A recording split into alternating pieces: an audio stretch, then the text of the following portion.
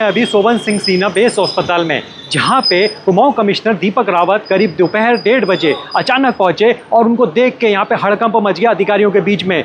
बताते चले कुमाऊं कमिश्नर को बीते कई दिनों से शिकायत मिल रही थी कि यहाँ पे जो वार्ड है उस वार्ड में कहीं ना कहीं पे कॉकरोचों का जमावाड़ा हो गया है। जिसके बाद कुमाऊं कमिश्नर ने आज औचक निरीक्षण किया तो वहाँ पे जब गद्दे उठा के देखे तो कहीं ना कहीं कॉकरोच उनको दिखाई दिए, जिसके बाद वो और गंभीर हो गए इस विषय में लेकर। और उन्होंने बताया जो लोग यहाँ पे प्राइवेट अस्पताल छोड़ के सरकारी अस्पताल पहुँचते हैं उनका आप ये हाल कर रहे हैं। तो आप इस डॉक्टरों से इनमें पूछा, चिकित्सकों से इनसे पूछा कि कैसे आप इन कॉकरोचों से लड़ने की और जूझने की क्या कोशिश कर रहे हैं, इससे तो बच्चों को और यहाँ पे गंभीर बीमारियां हो जाएंगी।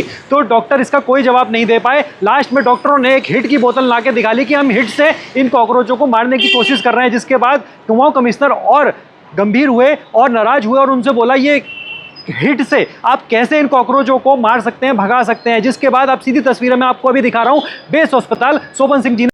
कमिश्नर साहब अपने औचक निरीक्षण में आज सबसे पहले पहुंचे बच्चा वार्ड में, जहां की शिकायतें बीते कई दिनों से इनको प्राप्त हो रही थी। और यहां जाके जब पाया तो लोगों ने वहां मौजूदा जो मरीज है उन्होंने बताया कि कॉकरोच खुलेआम घूम रहे हैं और उस पर कोई कुछ नहीं कर रहा है। तो कमिश्नर साहब ने यहाँ पूछा कि आपको क्या क्या दिक्कतें हैं। सबसे यहाँ पे जो मौजूदा पेशेंट हैं उनसे पूछते हुए भी नजर आए कि क्या क्या दिक्कतें आपको यहाँ पे सामना करना पड़ रहा है।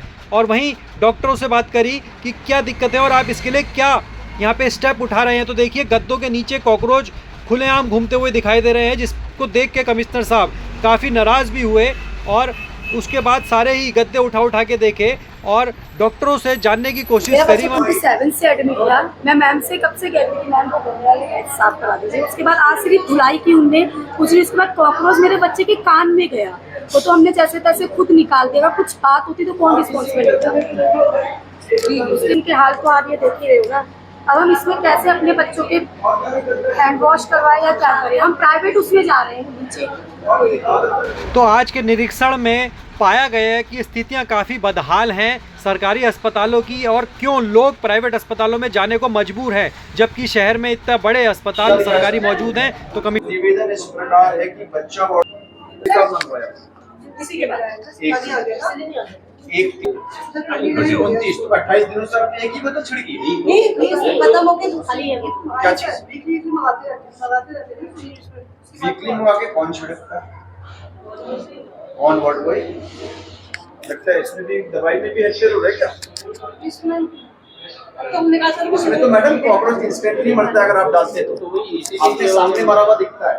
जो वहाँ पे इतने घूम रहे हैं वो इस दवाई से नहीं मरना मुमकिन है क्या सर? मुमकिन है कॉकरोच ना मरे? अच्छी।